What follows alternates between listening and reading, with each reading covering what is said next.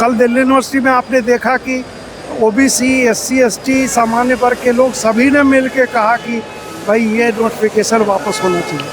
तो एक वातावरण यूनिवर्सिटी में बढ़िया होना चाहिए, विश्वविद्यालय में चाहे शिक्षण संस्थान में अच्छा वातावरण होना चाहिए। संतुलित और संरक्षित समस्या का समाधान होगा, कोर्ट उसको करेगा, सभी पक्षों को अपनी राय रखने का मौका मिलेगा। आरोप लगाते हैं एक उंगली से तो चार उंगलियां आपकी तरफ भी, आपके इतिहास की तरफ भी दिखा रही होती है। इसीलिए अगर आपको सवाल करना है तो आपके पास नैतिक अधिकार होना चाहिए सवाल पूछने का। कोर्ट ने रोक लगा दिया है। लोगों नीचे कीजिए ना। सुप्रीम कोर्ट ने हर एक पहलू को देखा है और उसके बाद सब कुछ देखने के बाद, नोटिफिकेशन को एग्जामिन करने के बाद सुप्रीम कोर्ट ने रोक लगाई और फाइनल फैसला दोनों पक्षों को सुनने के बाद होगा। इसमें ऐसा था कि थोड़ा ऐसा लग रहा था कि जल्दबाजी में ये नोटिफिकेशन जारी हुआ था। और देखिए, यूनिवर्सिटी कैंपस में किसी भी शिक्षण संस्थान में वो किसी वर्ग का बच्चा हो, ओबीसी हो, एससी, एसटी हो, जनरल क्लास का हो, सभी अपने में आपस में बैठ के मिलजुल के रहते हैं, हॉस्टल में एक साथ रहते हैं, सब पढ़ाई करते हैं, हंसी मजाक करते हैं, एक साथ रहते हैं। कल दिल्ली यूनिवर्सिटी में आपने देखा कि ओबीसी, एससी, एसटी, सामान्य वर्ग के लोग सभी ने मिल के कहा कि भाई ये नोटिफिकेशन वापस होना चाहिए।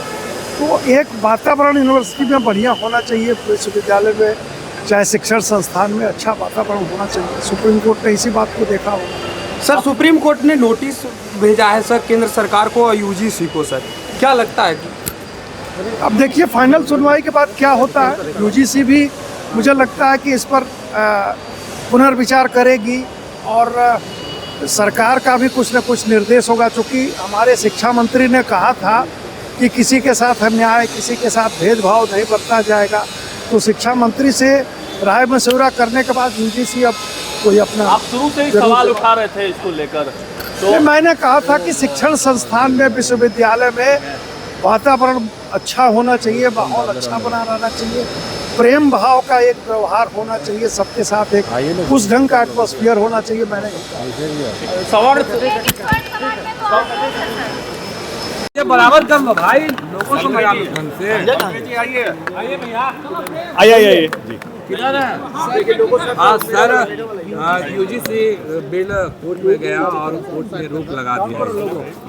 यूजीसी बिल कोर्ट में गया है ताकि वहाँ पर व्यापक इस पर विचार हो सके। कोर्ट की तरफ से सभी पक्षों से बात करके जो एक सही, संतुलित और संरक्षित समस्या का समाधान होगा, कोर्ट उसको करेगा, सभी पक्षों को अपनी राय रखने का मौका मिलेगा और मुझे लगता है संविधान सम्मत ही फैसला होगा। हाँ सर, बिहार में नीट मामले को लेकर जो छात्रा के साथ गलत काम हुआ, अब विपक्ष के लोग सवाल उठा रहे हैं कि कितना दिन चाहिए जांच के लिए। भाई मिले 22 दिन हो गया। विपक्ष में कौन सवाल उठा रहे हैं? जो सवाल उठा रहे हैं उनसे पूछा जाए कि जैसे ही ये घटना हुई तुरंत ही उसकी जांच के लिए एसआईटी गठित कर दी गई और जांच चल रही है। आपकी सरकार को गए हुए कई दशक बीत चुके हैं, क्या आज भी चंपा विश्वास और शिल्पी जैन को आपके राज्य में जो अपराध हुए थे उसका न्याय मिला?